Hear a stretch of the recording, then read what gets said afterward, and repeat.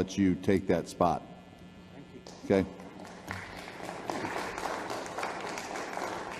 Thank you, Mr. Mayor and councillors. My name is Paul Connett. I live in Binghamton, New York.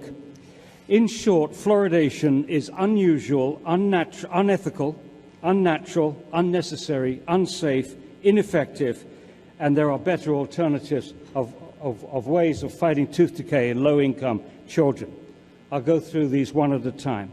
It's unusual. Most countries in the world do not fluoridate their water, including 97% of Europe. It's unethical.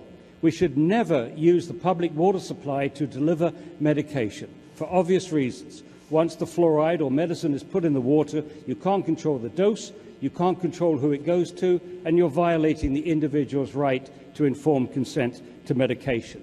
It's unnatural. If you look at the level of fluoride in mother's milk, baby's first meal, there's very little there. The concentration is extremely low, 0.004 parts per million.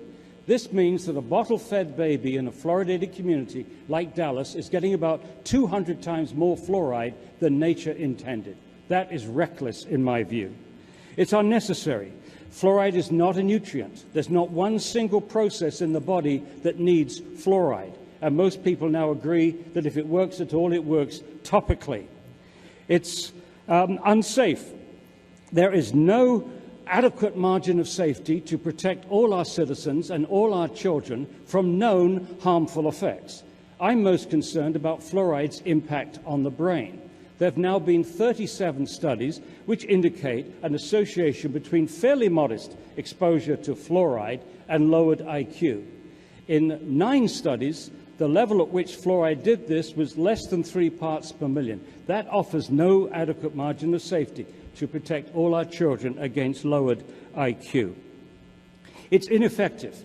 The World Health Organization publishes data on tooth decay in 12-year-olds, and since the 1960s, tooth decay has been coming down as fast in non-fluoridated countries as fluoridated ones. The largest survey ever conducted in the United States showed no statistically significant difference in tooth decay between children who have grown up in fluoridated communities and non-fluoridated communities.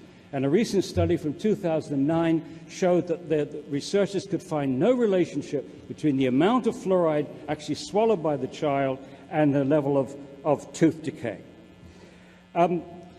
Fluoridation should have ended in 1999 when the CDC admitted that the main way that fluoride worked is topically. It works on the surface of the teeth, not from inside the body. If that is the case, it doesn't make sense to swallow fluoride, and it gives you no justification to force it on people that don't want it. Finally, I would recommend that you look at the Child Smile program in Scotland, which is not fluoridated, where they've brought down tooth decay cost-effectively in low-income families, low-income children, without forcing fluoride on the total population. Thank you. Thank you very much.